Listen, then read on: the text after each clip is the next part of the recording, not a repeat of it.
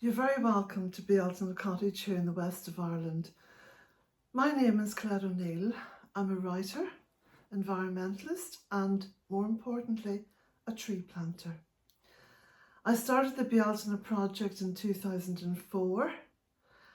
It's been 19 years in the making. Next year will be my 20th anniversary here and I will be 68 this year. So you can imagine what a chunk of my life this has taken, and it has been a wonderful journey. Tree planting, getting close to Mother Earth, living a simple life is all that I really embrace and enjoy, and I'm very, very happy to share it with you. All the links to my website and Facebook and Twitter, etc. are underneath each and every video. And I don't allow advertising on my videos because I don't want anything to corrupt what it is I'm sharing with you. You're very welcome. Living among the remnants of ancient tribes, as I do here in the west of Ireland, watching skies with stars so bright they illuminate the night, it is easy to believe in the She, even revere them at times.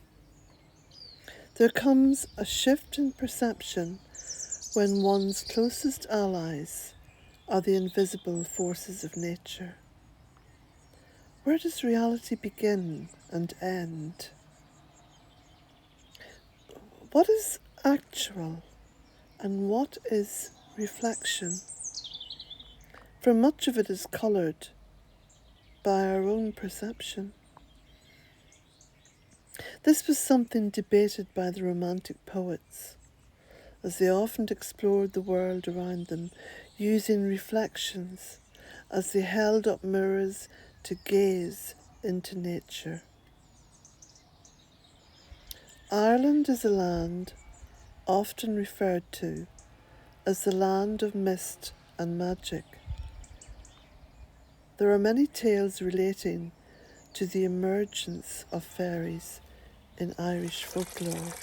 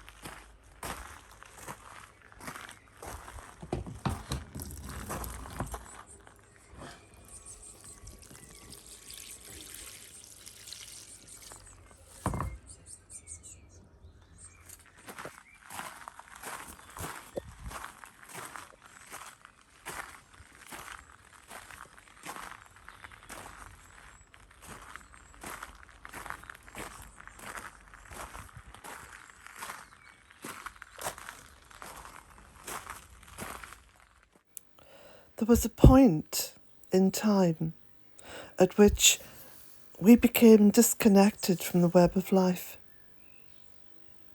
The historical records show that sometime around the beginning of empire across the known world, the people were herded and corralled into a system that served the few, imprisoned the soul, degraded the female, honoured the cruel, and subjected nature to a violent and unrelenting dominance that has continued to this day.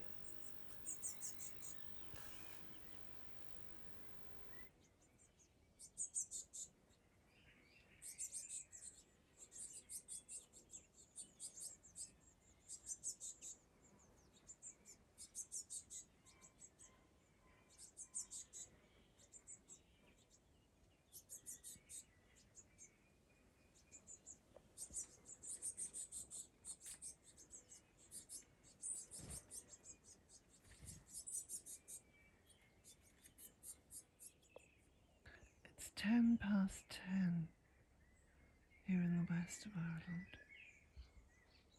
You can just see the moon.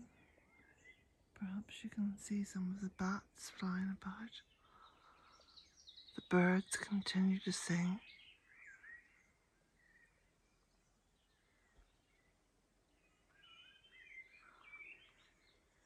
And as the light continues to move upwards towards midsummer,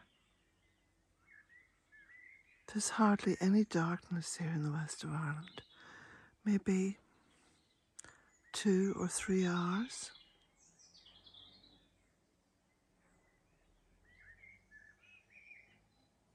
There's a wonderful magic, and you can feel it as we rise towards midsummer. No wonder the ancient peoples built monuments and tombs that brought the light of the midsummer morning in.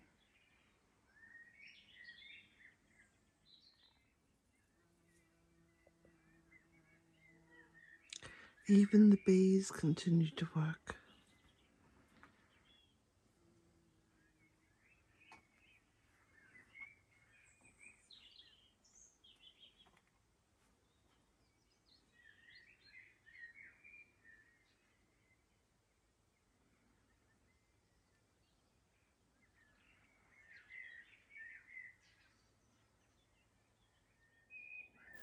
The realm of the Sidhe is a shadowland carved out by the Tuatha De Danann. These were the people who, defeated in battle, went underground and re-emerged to become the Sidhe, or, as are commonly known across the world, the fairy folk. Many of the sacred places in Ireland are home to the Sidhe. This divine race, as often referred to in Celtic mythology, inhabited the Otherworld and could be seen by humans whose minds were in a visionary state at times, especially around Celtic festivals, when the veil was known to be thin, at liminal places such as ancient groves and stone circles, raths, spring wells, and trees such as the hawthorn. This hidden divine race was perceived to be great in stature and capable of shape-shifting. There was bad luck attached to the moving of any part of their domain. Their presence is particularly felt and oft times seen around the ancient festival of Bealtaine.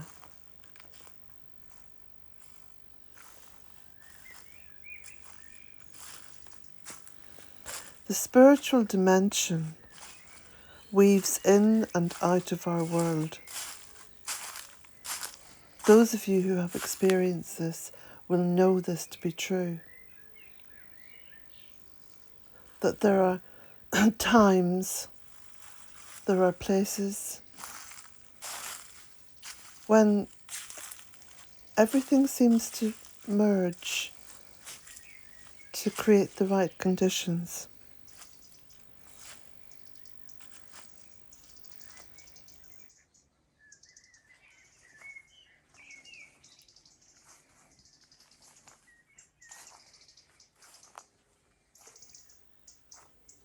There are things that we pick up on, like the feeling of being watched. This often pervades the mind as we traverse pathways in nature, far away from human habitation. This is where the person has been sensitized to the power of energy, thus picking up or intuiting energy sources such as other lives as we perceive beings from other worlds. This is a common experience here at NO Cottage, and one that I often refer to in videos and writing on my website.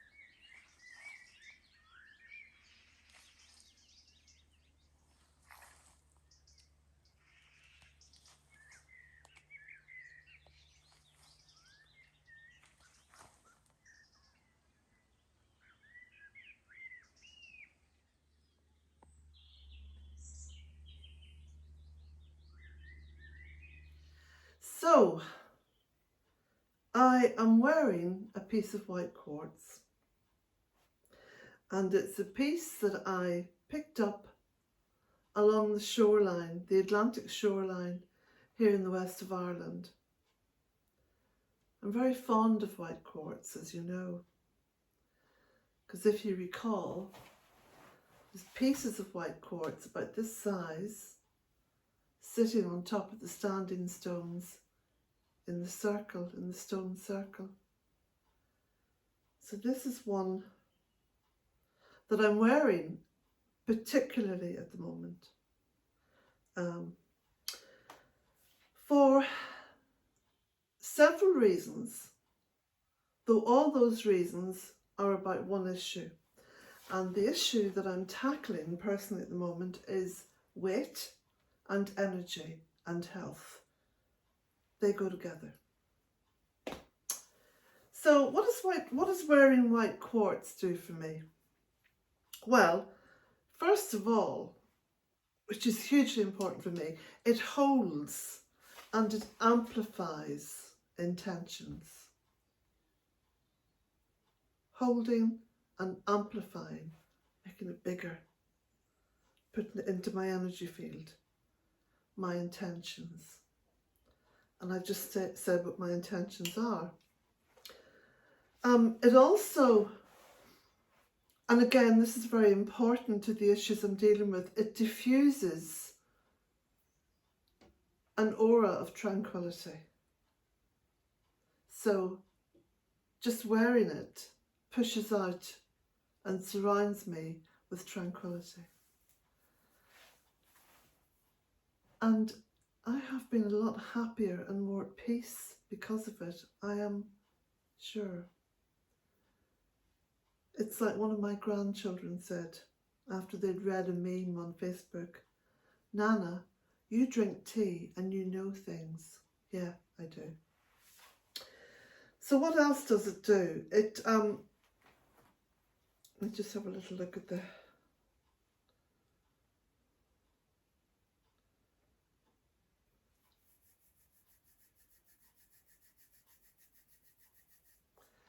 it clears energy stagnation. You know, you've been with me on this journey as I've been clearing a lot of stuff. So I've been tidying up surfaces and putting things in order and bringing a real sense of purpose and calm out of what can be chaos. Because even with 1,100 trees planted out there, the chaos of the outside world is on those energy paths, going, seeking, trying to find a place to land. I don't want it landing on me. So the other thing that it does is to help you on your physical and emotional journey. And again, it's all about energy. You see, quartz itself is all about energy. This white quartz, having been washed by the Atlantic Ocean and landing up on the shores of the west of Ireland, is powerfully infused with energy. That's what I believe. So what I've done, I've actually made about half a dozen of these. I may make some more, but I'm going to put them up on my website. At the bottom of the page where my books are, there's the boggle pendants. I'm going to put them underneath the boggle pendants. So I'll be doing that maybe later on today or tomorrow morning, whenever I get the chance. So there we go. White quartz from the west of Ireland.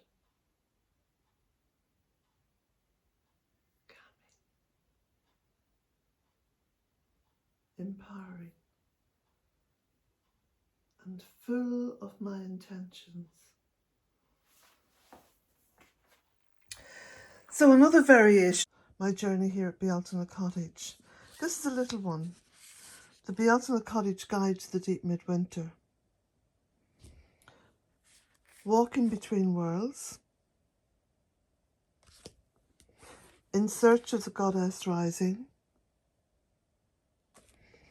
and a cottage in 3 acres. All my books are printed here in Ireland at my local printers in Carrick-on-Shannon. I don't use any aspect of corporate internet book selling. And all my books then are posted from my local post office. So thank you for supporting Bealtaine Cottage. You'll find the link to my bookshop under this video and every other video. Blessings to you all.